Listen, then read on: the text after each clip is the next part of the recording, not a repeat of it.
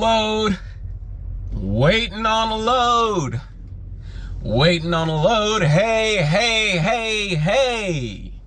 Waiting on a load, waiting on a load. What is good with you? It's your boy Travis Kinley coming back to you with another one, and we are on episode number 4 of our money series. Today we're talking about maximizing lease profit and revenue. Revenue and profit is how I meant to say it. Maximizing lease revenue and profit. Now first, let's just define the two, delineate the two, juxtapose, compare for the purpose of contrasting. Revenue is all of the, both of them are money that is made to the truck. Both of them are sourced by money that comes to the truck. However, your gross revenue, or just revenue for the sake of this episode, is all of the money that the truck makes, whereas your net profit, or profit for the sake of this episode, is the money that your truck makes that you actually walked away with after paying expenses, fuel, if you have a co-driver, any breakdowns, anything of that nature, any expenses for the week. So revenue is all of the truck that the money made. And profit is all of the truck, all of the money that you actually walked away with after expenses. So today I want to talk about maximizing revenue and profit, your lease revenue and profit. I'm speaking in terms of Prime specifically in this episode, but if you're not with Prime, you can still walk away with a lot of different principles. Two different things I want to say before I really get kicked off. The first one is I will mention the podcast on Driver Hub that we are recently getting kicked off with. If you're not familiar with the podcast, I invite you to watch the podcast. It is driverhub.buzzsprout.com. It can be found. Our podcast can also be found on many of your many of your podcast outlets, Spotify, the podcast app, wherever the case may be. And the second is my driver code is KINTRA. If you feel that any of my videos have influenced your decision to choose Prime, or maybe you feel like you're on the fence and you're looking for somebody to talk to, my contact information in the description below. My driver code is in the description below. If you would kindly put that on your application, truck 711506, KINTRA. So let me know. We'd love to talk to you about Prime. So maximizing lease revenue versus profit. So I'm talking to Johnson's Logic the other day, and we're talking about money, and we're also talking about next generation truckers, like from the podcast, right? And one of the things I said was, it's really cool, this new wave of culture that is displacing empty spaces within the trucking industry and bringing along new things. However, I think it's also important that we do not just lose sight of all of that the old has taught us, right? Usually there's a lot of values, principles that the old can be carried from the old into the new, or that the old generation, the old ways have a way of offering to you. Again, this is not about age. I don't feel like defining next generation truckers. Go listen to the podcast. I'm not going to define it in the comments either. Leave me alone. All right, so there are a lot of principles and values that can be carried into the new, and I think it's important that we don't forget that. Why? We are seeing a lot, I am seeing at the very least, Johnson's Logic as well, but what we're seeing a lot of is, these new generation truckers that are coming from so many different backgrounds. A measure of them are coming from places where they've never seen this much money before. Not once they go lease and they're like, man, thousands of dollars, never seen this much money before. And it's like, what do you do with it? How do you manage it? How do you view the money? What do? Do you just you pay your bills and then take it and buy new clothes? There's almost, I could ask questions that are obvious and you're like, no, that's a bad idea, right? But what is a good idea? If you don't stand for something, you'll fall for anything, right? So what is a good idea? How do we maximize your revenue and profit, your lease revenue and profit? So that's what this episode is about. This episode is just giving you a few ideas. What I'm hoping to do in the future, I'm hoping to collaborate with Johnson's Logic on a podcast. I know he really, a lot more enjoys, going live with Junior Honduras and everything, which I understand. Junior's a really cool guy, right? But, no, seriously though, I'm hoping to collaborate with Johnson's Logic on this, and we just kind of sit down and have a conversation, because both of us really appreciate, financial literacy, financial management, being fiscally responsible. I feel like I've talked about that on another YouTube video. Nevertheless, maximizing your lease revenue and profit. So how can I maximize my lease revenue and profit? So let's first roll through revenue. And I just wrote a few ideas down. Well, like I said, I'm hoping me and Johnson's Logic have the time, space, and opportunity to really chop it up, right? But I just wrote a few ideas down I want to throw at you, okay? So let's go into revenue first. Again, your revenue, your gross revenue is all of the money that the truck earns in a week. Excuse me. One way to maximize your lease revenue is to choose your loads wisely. This is something I had to learn. Something everybody's got to learn, I guess. Yeah, everybody's got to learn. This is definitely something I had to learn.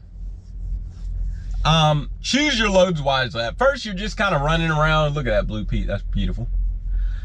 First, you're just kind of running around and you're just trying to figure out where are my sea legs and where are the loads, where's the money, and you got to go through ups and downs. You got to take some poor loads. You're going to go into Florida. You're going to go into Vermont, Maine. You're going to take loads. You're going to deadhead 250, 300, 400 miles, and you didn't know that there was a good spot right behind your back.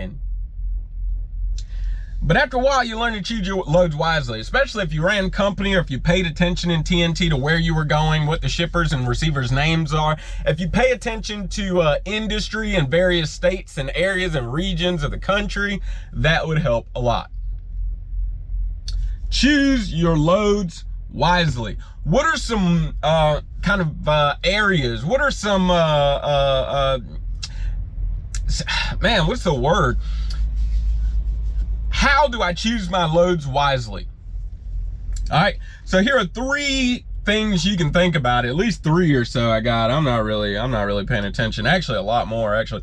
But no, yeah, like 3. Here are 3 things you can think about when choosing your load wisely.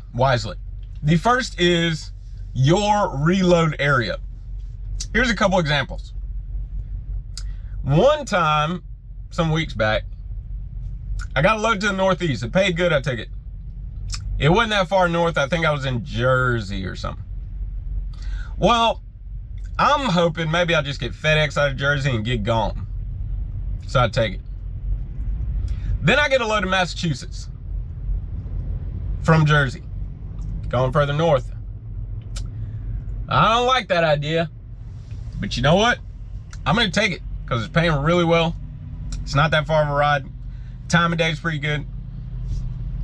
So I take it.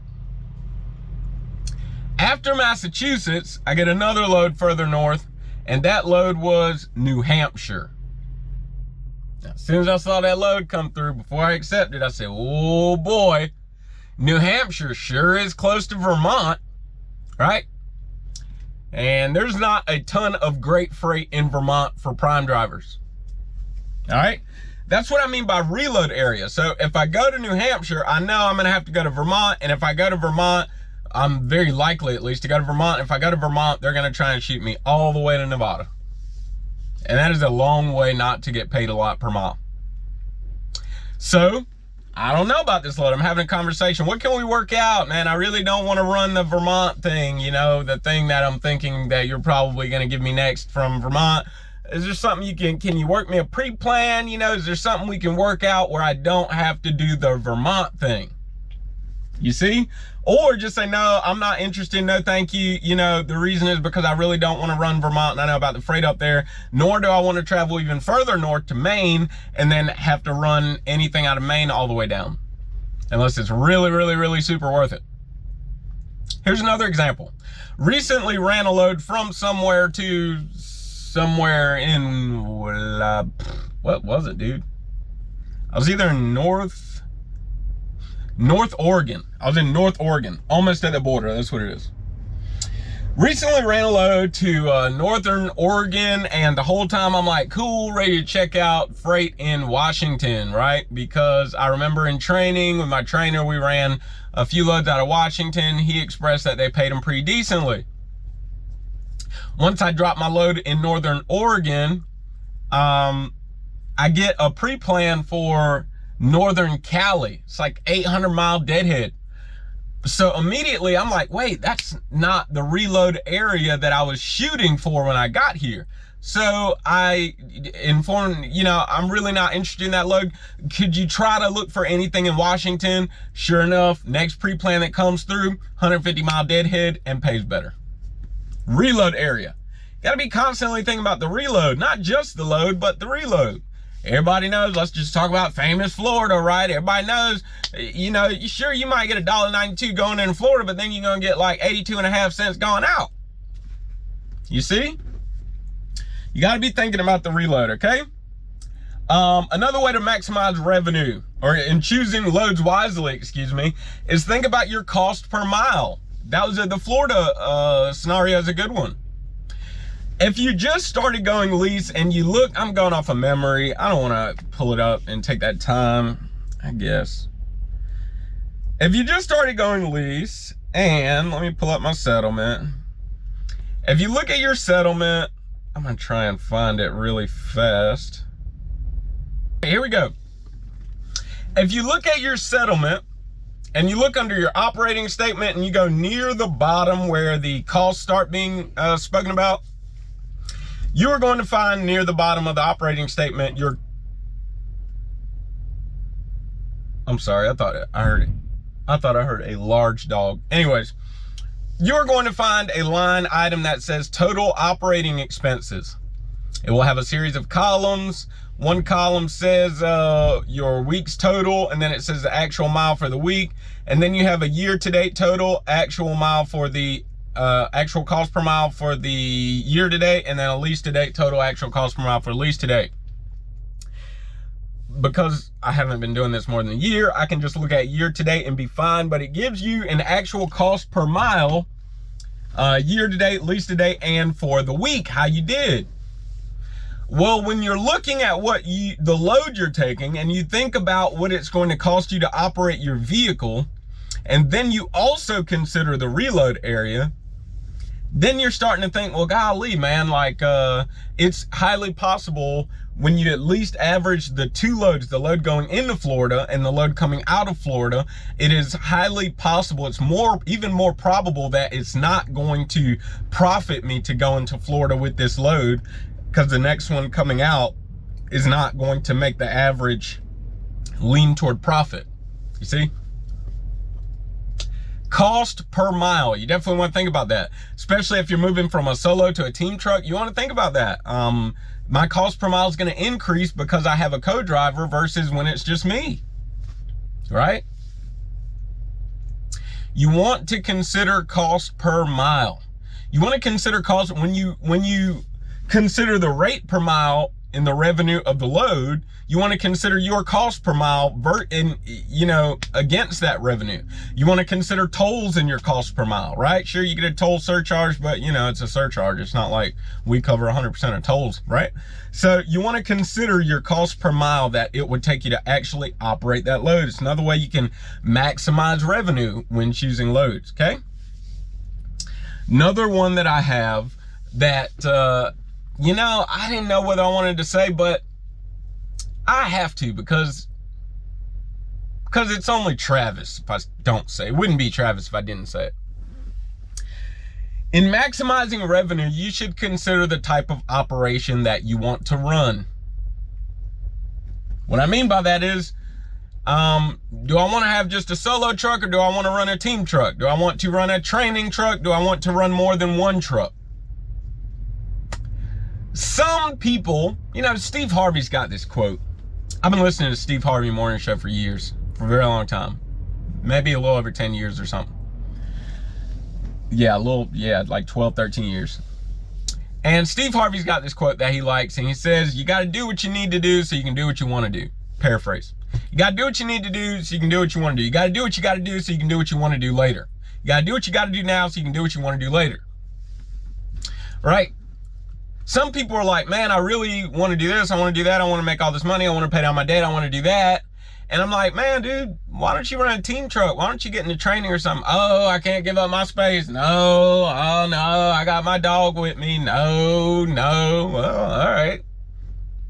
It's like, you got to choose which one. You can't have your cake and eat it too. You can't want to make all the money in the world, but then in choosing what type of business operation, because it's a business operation in my mind. right?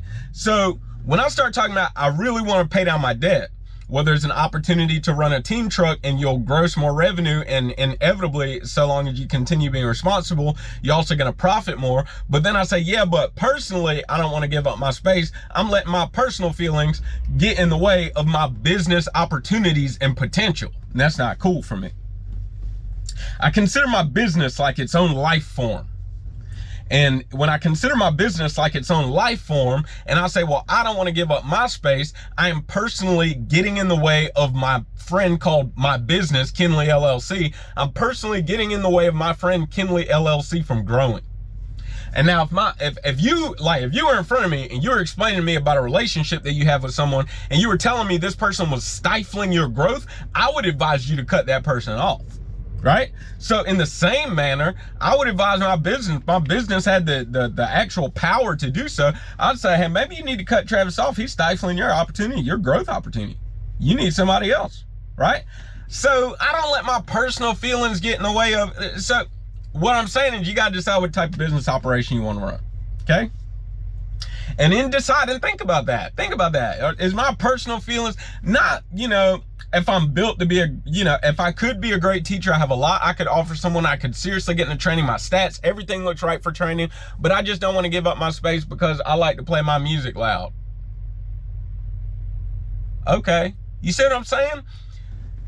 Really examine yourself and see, like, what excuses am I making, and are those excuses poor?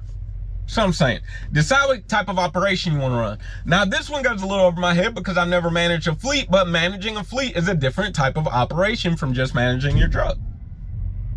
See what I'm saying? And in so doing, in deciding your actual opportunities, what type of operation you want to run, you gain the potential to change your revenue.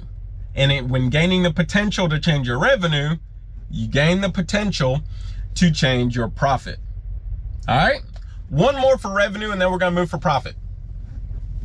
Because this is just stuff like, I just want to get people's minds sparking. And like I said, I hope me and Johnson's Logic can really collab and really dive a little deeper into some of these. And I'm sure he has some other ones, but it's like, man, you got to think about these things. While you're driving, you need to be thinking about what is my next step for business growth? My last settlement is never enough. That's not gonna be enough. I need more. And it's not I need more money, it's I need more growth. I need more Travis. Kinley LLC can never just stay where it's at. It's got to be moving. It's got to be striving. And what is driver lineup? Eric from driver lineup, he says, drive to thrive. And I'll say, because I think this in the back of my head every time every time he says that, I think this in the back of my head. I think, don't drive to survive, drive to thrive. Drive to thrive. I expect Kinley to thrive. Kinley LLC, I expect Kinley LLC to thrive, not just survive and make water and tread water and pay the bills and, go out to eat every now and then, waiting on Friday again. No, drive to thrive, not survive, thrive. Difference between treading water and a smooth breaststroke. That's the difference. All right. One more for maximizing business revenue. Then we're going to move to profit, and then I'm going to see about a load. Time management. Time management. Okay?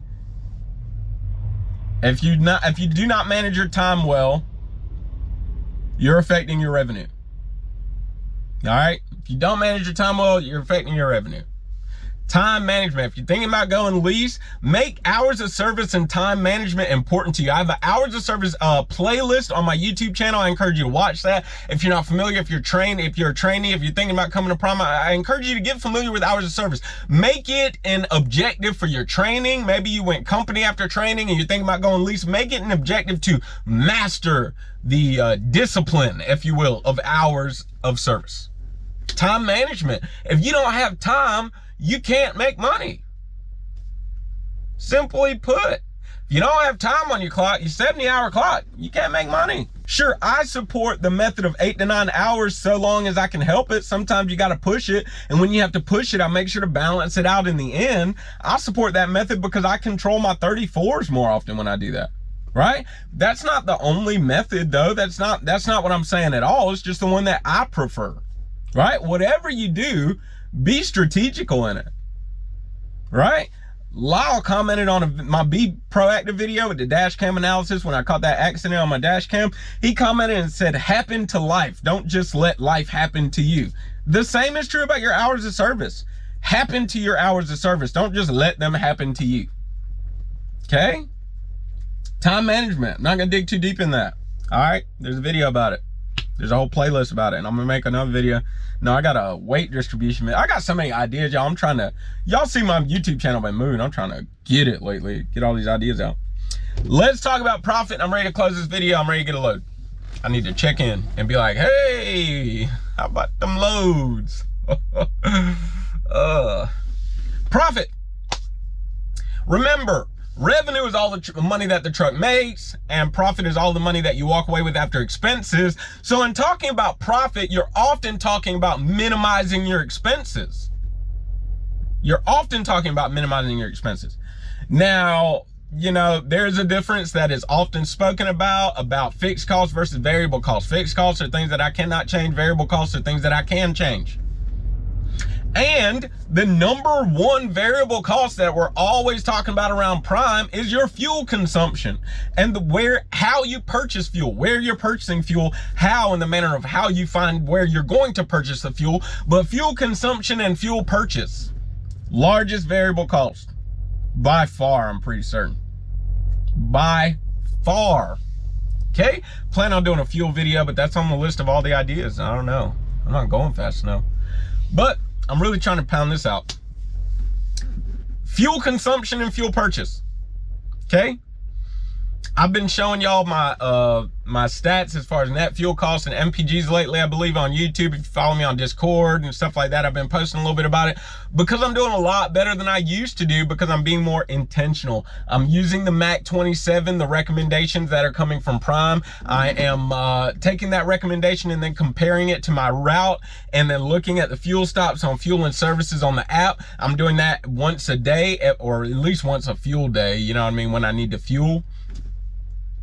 Fuel consumption and fuel purchase. You can't just willy-nilly ride around and think you're gonna save money. You know, you're gonna actually take money home. You'll make the revenue, but you're gonna put it in your fuel tank. Shout out to Stan Castrick. He says, keep putting the money in the bank and not in the tank. Put the money in the bank and not in the tank, not in the fuel tank. You willy-nilly rolling around not paying attention. Y'all, there are literally sometimes, the other day in Oregon, I saved like 18 cents per gallon on a fill up. See what I'm saying? That's just one fill up. I had to get fuel again just to get where I'm sitting right now after that fill up. 18 cents per gallon by driving like 11 miles further. 11 miles. You can't just ride around willy-nilly. You can't just ride around willy-nilly just thinking you're gonna save money just because you hope to save money. You got to be intentional. One way to maximize your net profit is to be intentional about your fuel consumption and fuel purchasing. All right? Here's another one that's a Travis thing. Minimize your expenses, okay? Like I said, a lot of these next generation truckers, we come from places where we never made this much money before. I'm making money right now that it used to take me more than 2 weeks to earn. And now I'm earning it in 7 days, okay? I told you in the first video, money don't change you, it only finances who you are. So if you don't have a good control over your expenses, money burns a hole in your pocket, you just can't keep that hand out that pocket, off that debit card. When you go lease, it's gonna be the same thing. It'd probably be worse. It's like letting an alcoholic win the lottery. Usually his alcoholism doesn't get better, it gets worse. Things always get better or bitter. They never stay the same until you flatline, okay? Watch your expenses. I'm not a big spender. It's just not my type. I would rather see the money grow, multiply, add up, accrue interest, all sorts of things. I would rather see the money grow or the debt be eliminated than I would rather see a new pair of shoes or whatever, right? So if I'm gonna buy something, I do research for it for like 2 or 3 weeks. I keep talking about it and talking about it. And I'm researching, looking at reviews. I'm like, man, is this really worth $150? I'm thinking about my headset right here. It took me a long time to buy this headset. Is it really worth it? I'm talking to people who have it. Is it really? I mean, does it really make a difference? You know, now I finally find a little discounted little truck stop. Got them on sale or something, $20 cheaper. Now pull the trigger. I'm not one to just be spending up my money. Watch your expenses. If you don't need it, don't buy it. You don't have to have the biggest, best, this, and that. Especially subscription services. Those are the ones that just eat at you slowly. They want to bill you annually or something. Or they say, you know, put us on the, what is it? It's like e-card pay or whatever they call it. Bill pay, right? Put you on the bill pay so you don't even see me coming at you monthly. Come on, man. You got to watch your expenses. Don't spend up your money. If you don't need the brand new train whistle, train horn, you don't need the, you know, such and such. If you really need to build your savings more than you need to get this nice chrome piece on your truck, you know, wait for Christmas or something, man. Watch your expenses, and that's how you keep money in your pocket. Don't pull. Here's another one, y'all, and we'll move forward because I'm really ready to get a load. I'm tired of sitting here. I'm ready to turn the air on too. Don't be pulling these advances out of your settlement. One time I was watching a YouTube video. And this dude pulled a $300 advance out of his settlement, but he was like, I didn't really need it for nothing. You know, I just like to have a little something in my pocket. And I was like, what? Why? Don't pull no advances off of your future settlement. You're eating away at your profit. Because now that you put it in your pocket for no reason at all, there's actually a reason you put it in your pocket. You're going to spend it. It wouldn't need to be in your pocket if you weren't going to spend it. It was sitting fine. Watch your expenses. Don't be getting these cash advances. Don't stop at all these little places that are designed for truckers to park their truck and spend lots of money on, you know, the casinos and women and, you know, whatever the case may be. Dude, park at the rest area, park at the weigh station, park at the truck stop, don't go inside. Watch your expenses. Shop in a grocery store, don't shop in a truck stop. Watch your expenses. Other day I had to buy a loaf of bread from a truck stop just because I ran low and I was on a real hot load. I didn't have time to go shopping. That loaf of bread was twice the cost of the grocery store. Sure, it doesn't matter in the moment when I'm paying $2.50 more, but when I make a habit of doing that and I'm stocking my entire truck weekly, now it starts to make a difference over a month's course, over a year's course, and now you're adding thousands and thousands and thousands of dollars off of your annual profit to your business, to you ultimately as an employee of the business. All right? Watch your expenses, y'all. Watch your expenses. Let me see if I got anything else. Last one. Take care of your truck. Not sure if anybody saw that one coming. Take care of your truck. I don't usually hear this one talked about whenever I might just send a message to dispatch real quick because I know we're about to close this video out. Take care of your truck. Okay, I'm a pre-tripper every day type of guy. I pre-trip every day. If you watch my RDT video and you're training and you're thinking about reaching out to me because you want to go RDT, refining driver training, you should expect a pre-trip every day. Rain, in the cold, on the ice, whatever the case may be, at nighttime with the flashlights, whatever the case may be, you should expect a pre-trip every day.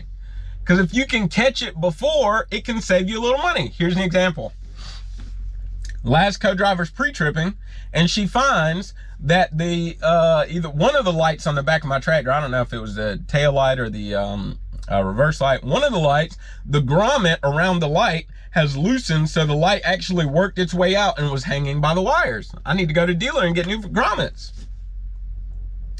Had we not been pre-tripping or only halfway pre-tripping, just kind of looking around, didn't get under there really and check everything, that could have, the wire could have frayed until it fell off. Now, not only do I need a new grommet, I need a new light. It comes out of my profit. See what I'm saying? Okay, take care of your truck. Take care of your truck. All right? Pre-trip. Okay? This falls under managing fuel, but it also falls under just taking care of your truck. If you watch your gauges, okay?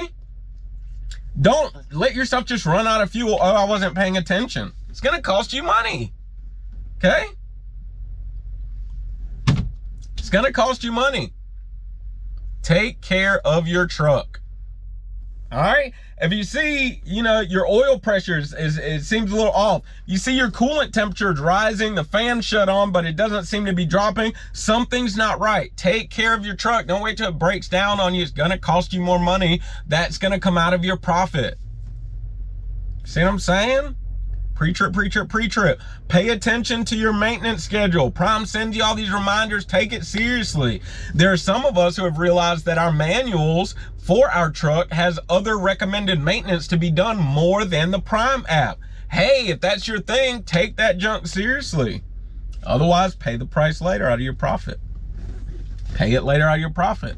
You got to take it seriously, y'all. Next gen truckers, I love y'all. I'm one of you, okay? But we got to be responsible drivers. We can't just be out here hanging out, having a good time, collecting all the money. Ooh, great pay, $2 a mile. I got $3 a mile, $4 a mile. Ooh, yeah. And then boom, something happens. You're not ready for it. All right. Maximizing revenue and profit. I have not exhausted this by any means. That was not the point of this episode, but it's just to get you thinking a little bit. How can I maximize the money? How can I make more money? And again, I have the fuel episode that I do plan on creating soon. I got to get to that. I know I've been talking about it for a while. And I'm hoping to get with Johnson's Logic, collaborate on this, and we just kind of chop it up, and toss ideas around, maximizing revenue and profit. So just again, check out the podcast, driverhub.buzzsprout.com. We're on Mighty Network, driver lineup, description below. Discord is also in the description below. My contact information, if you're thinking about coming to Prime, contact me, okay? If you feel like any of my videos have influenced your decision to join Prime, my driver code is KINTRA. That's in the description below. Listen, find you somebody to love. I love y'all. Do not forget, it's not about what you believe. It is why you believe it. Now, live free.